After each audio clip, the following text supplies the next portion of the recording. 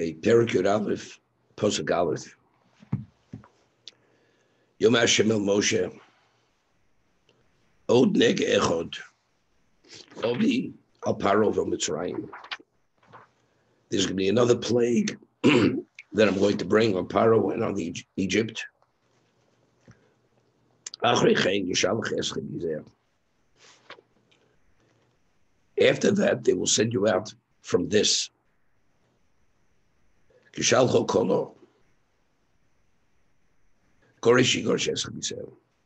When he will send you out, it will come to an end. He will drive you out. Meaning he's not only going to allow you to leave Egypt, but he will drive you out of Egypt at the time of this plague.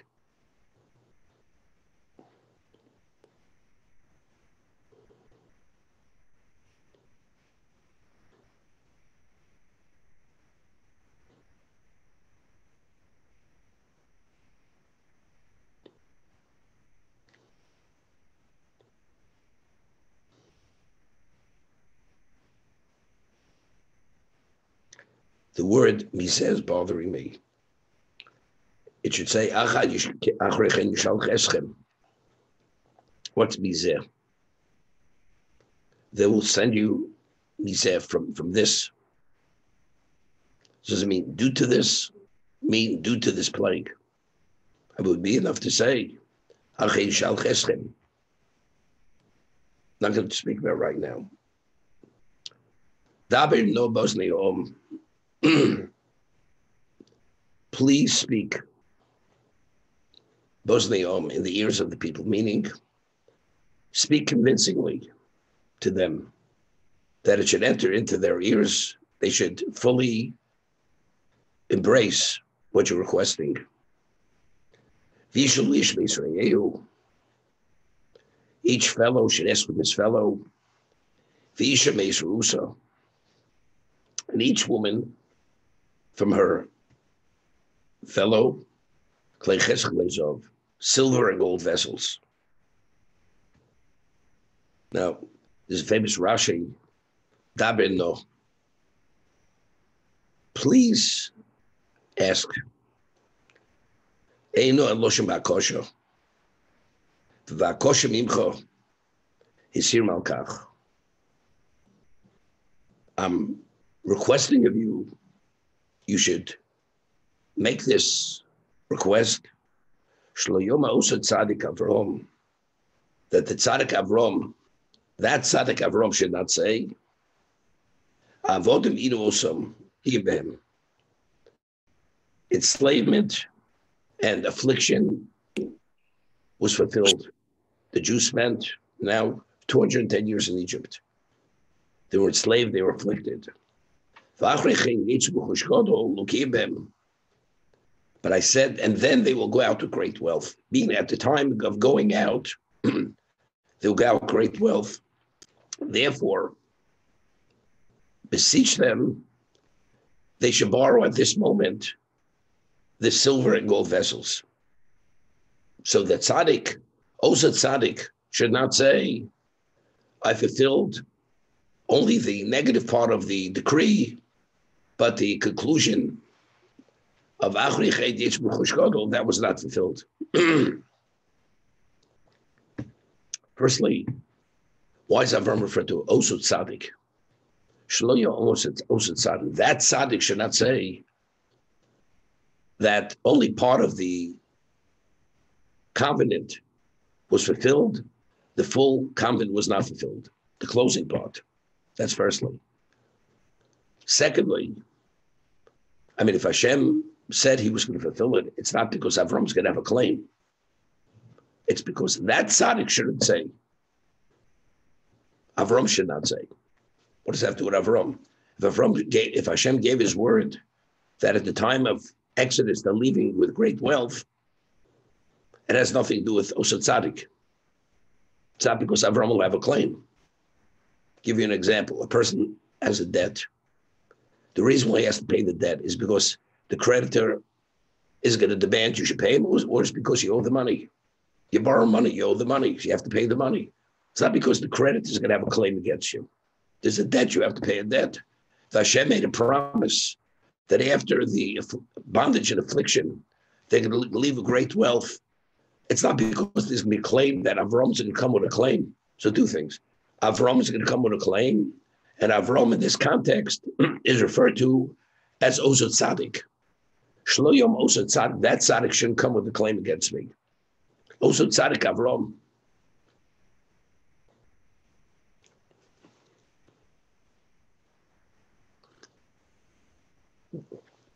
We had said just simply,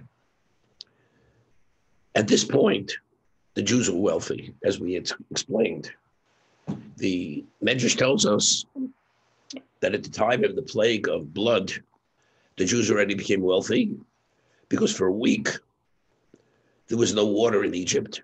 And the only way an Egyptian was able to have water, he had to purchase it from the Jew. If he didn't pay for the water, he had no water. And the Jews became wealthy. So factually, when the Jews leave Egypt now, they're not leaving with not wealth, they have wealth.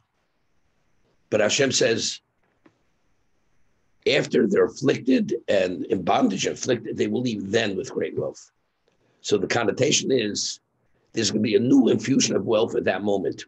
The money that they had already from before, although they may have been classified as wealthy at this moment, if you want to read it to the letter of the law, that moment they're going out with great wealth.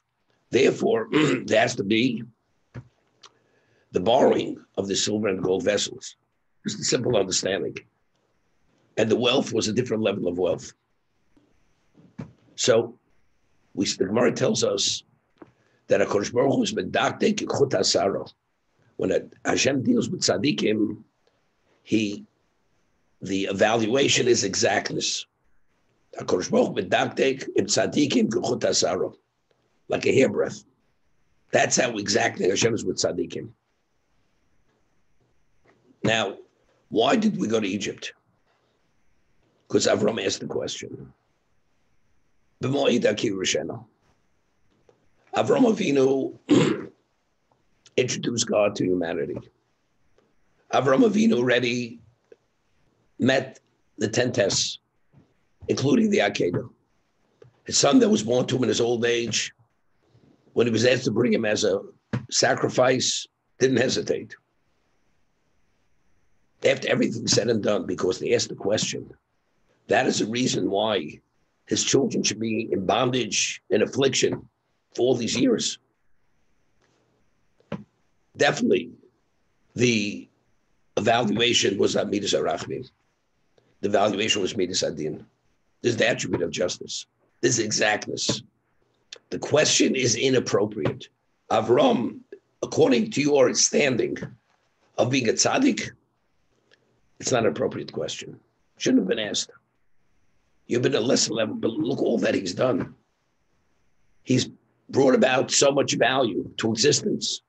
He gave existence value, introducing God to humanity, the first human being ever to identify God as master, the founding father of the Jewish people. Why being so exacting? The answer is, HaKadosh Baruch Hu medaktek im tzaddik v'kulat hasara. When it comes to a tzaddik, Hashem, the evaluation is exact to the point, even kulat hasara, as a hairbreadth. We'd ask the question, we say that if a father sins, Hashem does not visit the sins of the father on the child. Avram fails by asking the question, we have to spend 210 years in Egypt. Enslavement, bondage, affliction. If Avram fails, let him pay the price. Why are we paying his debt? Do Yimsu bonim alavosam. Children do not carry the debt of the parents, but we carry the debt of Avram. Question we asked. So we answered where it was. Avram Avinu was the founding father of Klal Yisrael. If you have a foundation and there's a fault in the foundation, ultimately the structure will actually collapse over time. The foundation has to be secure. Avram Avinu is the foundation of Klal Yisrael. It had to be perfect. See, even Avraham Avinu failed, but if the imperfection is in Avram, that imperfection will manifest itself in the fruits that that tree will bear. If you have roots that are diseased, that disease will manifest itself in the fruits of that tree. So the disease has to be cleared and the tree has to be rehabilitated from its root. As a result of this, it's not something which is unique to Avraham Avinu. This failing of Avraham will manifest itself in what? In the quality, the fabric of every Jew till the end of time. Therefore, that's the reason why we had to undergo this purging process. So when we left Egypt to go to Sinai, everything was perfect. Everything was purged. That the foundation was secure. That's the reason why we paid the debt. It wasn't paying the debt of Avram. We had to expunge, purify any impurity, which ultimately will determine the future and the stability of Klal Yisrael at Sinai. So the evaluation was exacting. Shelo Yomer also tzaddik Avram. What's tzaddik? Tzaddik means HaKadosh Baruch Hu medaktim tzaddik of Kol Tasara, because Avram Avinu was the tzaddik, and he was, because of that, he merited to be the founding father of the Jewish people. Therefore, the valuation was exacting. So he says, if it's exacting, if that is the valuation, so when we leave Egypt, exacting the wealth of the blood is not enough. You said, when we leave Egypt, we will leave with great wealth. So that tzaddik, who his evaluation is exacting, he shouldn't come with a claim that the wealth wasn't given at the moment of Exodus, right before Exodus. Now, the question is, it's because Hashem said it that way. So he said it that way, and if you go based on the evaluation of exacting, it has to be then. But why did Hashem say it that way? So that we explained. Because the original wealth, the way it came about, you could say that's extortion. The Egyptian had no choice but to purchase the water. So the Jews are slaves, and the slave has something over his master. You want to live, you pay for the water. But in terms of their own self-perception, what are we? We're slaves. We're able to acquire all this wealth because our masters had no choice. They had to forfeit their wealth. When they left Egypt, it was a whole different story, as we'll see in a moment. So he says they should borrow the silver and gold vessels from the masters. Next pasuk. Hashem gave the charm or the favor of the people in the eyes of the Egyptians. The Jews at this moment were no longer seen as lowly slaves, but they were seen as special. They had a special charm. And because of the special charm, so when the Jew would go to the master and ask for the gold and silver vessel, the master says, it's my pleasure. You're special. You deserve it. It's not a question, I will lend it to you. Now, this is like unheard of. Could you imagine a person as a housekeeper and a woman has a diamond bracelet and the housekeeper says, excuse me, I'm going to church on Sunday. I'd like to borrow your diamond bracelet.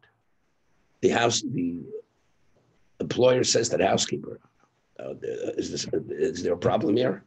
I mean, did you take your medication this morning? Would you have the audacity to ask me for my diamond bracelet? The Jews are slaves. They tortured them, they killed them. Now the Jew is coming and asking for my silver and gold vessel. The Jews could have asked. They wouldn't have reacted that way, but they would have given it why. Because if 9 of the 10 plagues happen, we have no choice. Again, it's extortion. The Jews are extorting the money out of the Egyptians. But God says, when you leave Egypt, I don't want you to leave as extortionists. I want you to leave as masters. that when you ask your master for the gold and silver vessel, he will say, it's my pleasure to give it to you, as if you're the master. It's his privilege to lend it to you. That you should understand that all these years you were the princes and they were the slaves, except they enslaved you. So to restore their perception of themselves, that they're truly masters, they're not slaves, therefore Hashem created this miracle that the Jews were seen as special in the eyes of the Egyptians. So when they ask for the valuables, they actually, they're honored to part with their valuables, with the gold and silver. That's the Achkach Yetzer B'Chush Gadol. But it's tzaddik. That tzaddik should not come with a claim. Basically, the Chush Gadol they have already from the blood. But that was enough. Hashem said we have to go based on the words. Achkach Yetzer B'Chush Gadol, we're exacting to the words. You interpret the word to where it says at that moment. Because the only reason why the valuation was exact is because the Kodesh B'dachtik and Tzaddik of Kuchot HaSayra. Shliyam also Tzaddik Avram. So if we're going with the valuation of Tzaddik, Hashem says the valuation to me is also exacting. Therefore, please ask of them, but until they saw the response of the masters, they could be a little intimidated. You want us to put ourselves in the position to be actually maybe they're going to react or to feel that it's a level of arrogance not to be believed. But they did. So it wasn't easy. But when they saw the response, it will be our pleasure because they found special charm in their eyes. Therefore, they're able to bring this about and bring about the end result that the Jews had their persona restored as masters, not as slaves. This is the understanding.